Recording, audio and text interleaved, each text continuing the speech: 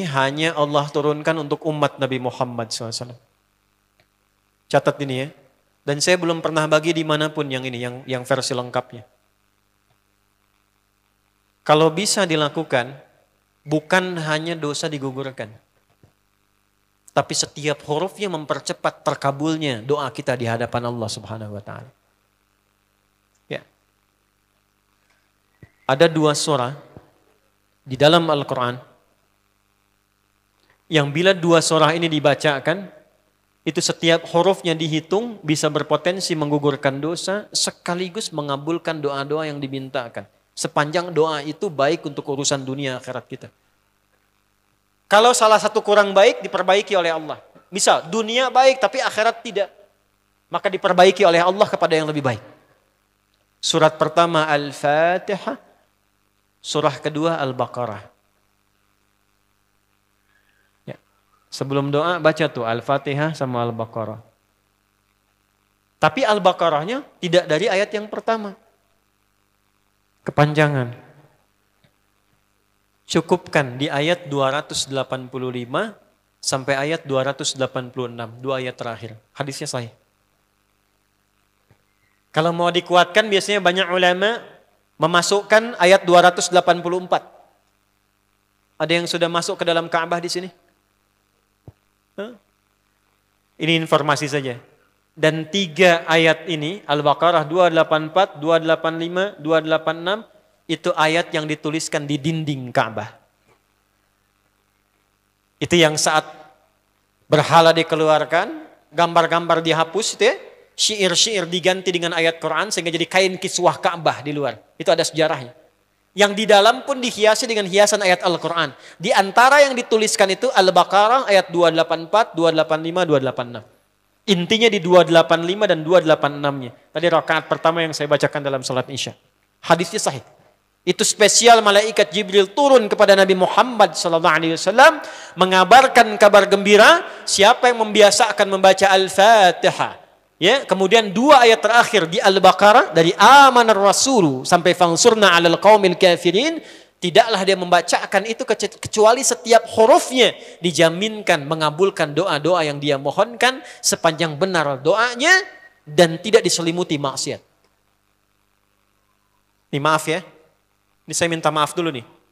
Kalaupun Anda benar doanya khusyuk sampai nangis, tapi ada selimut maksiat dalam permohonan doa itu pengabulannya mental lagi.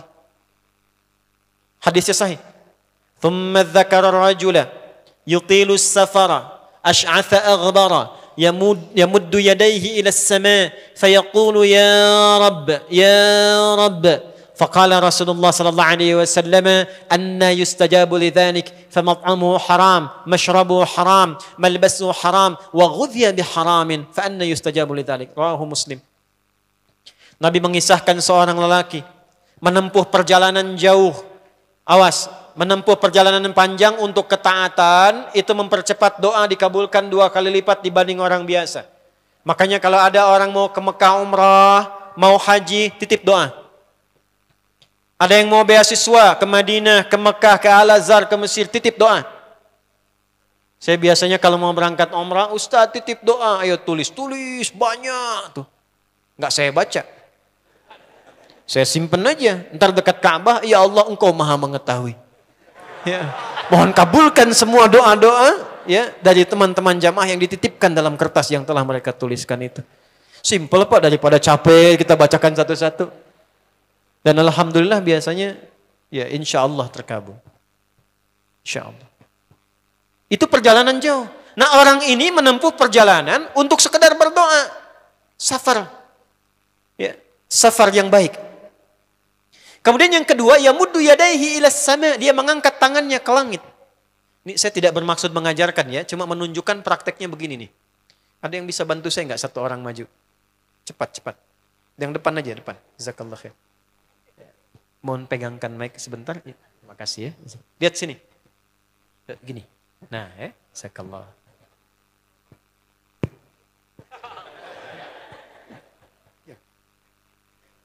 Nah, gini ya. Ini tangan, lihat telapak 2 ya. Berdoa itu sesuai porsinya, dan ikuti caranya Nabi. Kalau doanya formal dalam sholat dan diikat dengan gerakan, jangan kreatif.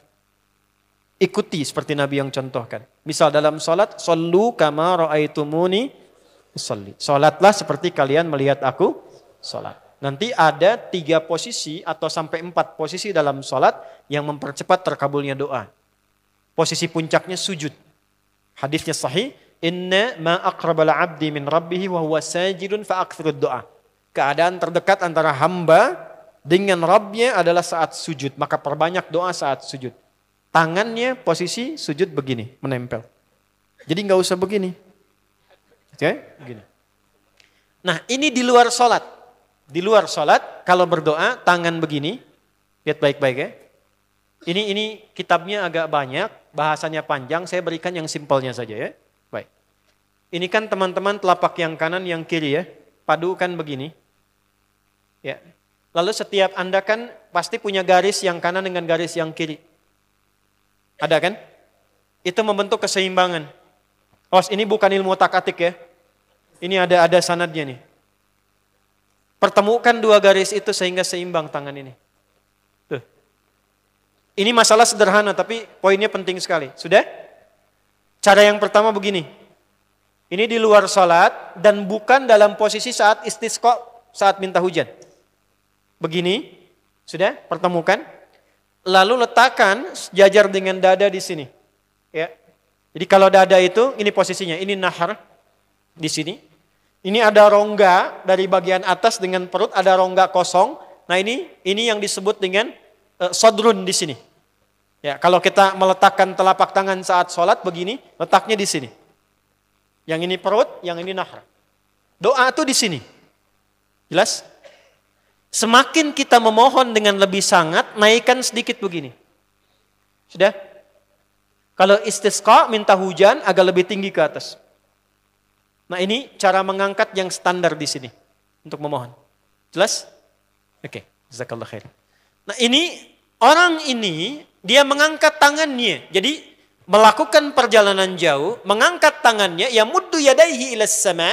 Orang yang berdoa dengan mengangkat tangan itu dijawab doanya oleh Allah lewat keterangan Nabi SAW. Itu bisa kamakala 2 kali lebih cepat dibandingkan dengan orang yang tidak mengangkat tangan saat berdoa. Jadi Anda cuma sekedar doa dengan mengangkat begini, itu lebih cepat potensi dijawabnya dengan mengangkat doa. Ada seorang bertanya pada Nabi SAW, hadis sahih, ya Rasulullah, bagaimana pendapatmu dengan seseorang yang meminta kepada Allah dengan mengangkat tangan atau kamakala? Lalu Nabi mengonfirmasi, bertanya balik, bagaimana kalau ada seseorang memohon kepada Anda dengan mengangkat tangannya? Pak, tolong Pak, tolong Pak, tolong. Gitu kan? Di depan rumah Anda, 1 jam begitu Pak, tolong Pak. Kira-kira Anda beri atau tidak? Beri. Minimal kalau Anda nggak punya kemampuan, Anda referensikan atau beri sesuai kemampuan Anda kan? Angkat tangannya. Dia jawab, saya malu kalau nggak ngasih. Apa kata Nabi? Innallaha hayyun karimun. Allah itu lebih punya sifat peka untuk merasakan malu pada hambanya kalau dia tidak memberi ketika hambanya mengangkat kedua tangannya. Nah nanti ada beda-beda posisi saat khatib Jumat misalnya 1 begini untuk khatib. Makmum mengangkat 2 tangan. Yang ketiga dia mengatakan ya Rabb, ya Rabb. Asmaul Husna.